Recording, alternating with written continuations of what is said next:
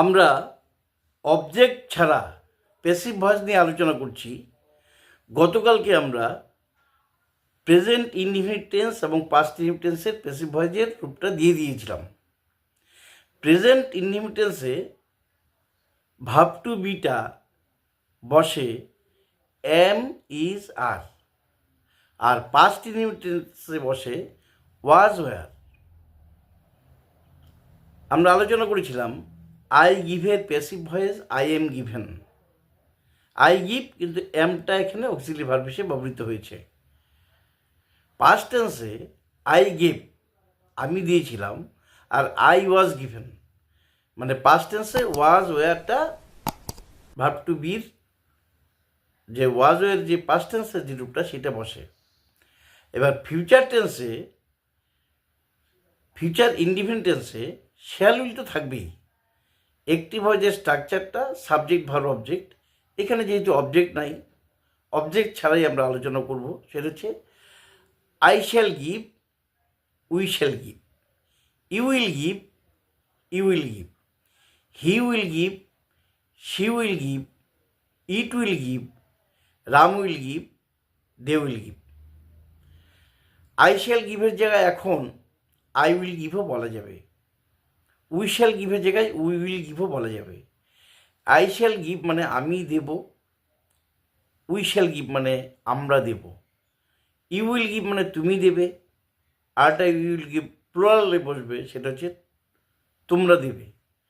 He will give মানে সে দেবে, she will give যদি স্ত্রী হয় তাহলে সে দেবে, ইট উইল গিভ ইহা দেবে, রাম উইল গিভ রাম দেবে, আর দে উইল গিভ মানে তারা দিবে।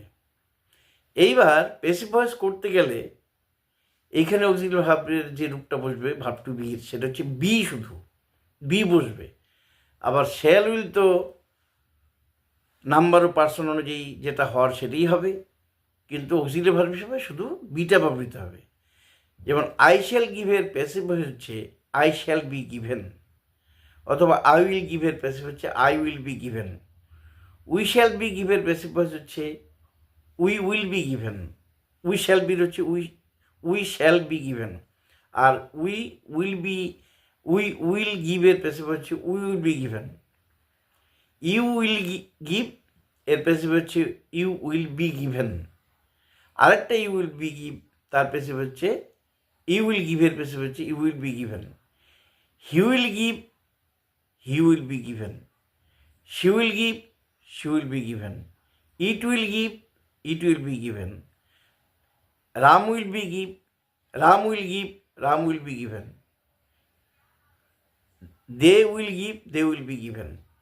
আই শ্যাল বি গিভেন মানে আমাকে দেওয়া হবে, উই শ্যাল বি গিভেন মানে আমাদেরকে দেওয়া হবে, ইউ উইল বি গিভেন মানে তোমাকে দেওয়া হবে, আরটা ইউ উইল বি গিভেন মানে তোমাদেরকে দেওয়া হবে, আর হি উইল বি গিভেন মানে তাকে দেওয়া হবে, শি উইল বি গিভেন মানে তাকে দেওয়া হবে কিন্তু স্ত্রী যদি হয়, ইট উইল বি গিভেন মানে ইহাকে দেওয়া হবে, রাম উইল বি গিভেন মানে রামকে দেওয়া হবে, আর দে উইল বি গিভেন মানে তাদেরকে দেওয়া হবে। এইভাবে অবজেক্ট যদি না থাকে, যেমন হি will B awarded a prize, তাকে পুরস্কৃত করা হবে। হি will be given a prize, তাকে একটি পুরস্কার দেওয়া হবে। হি will be sent to the hospital, তাকে হাসপাতালে পাঠানো হবে। তাহলে এই যে ব্যাপারটা, আমরা যদি প্যাসিভ ভয়েসটা ভালো করে না জানি, তাহলে তো আমরা ঠিকমতো মানে বাংলার যে ইংরেজির যে বিষয়টা সেটা তো বলতেই পারবো না।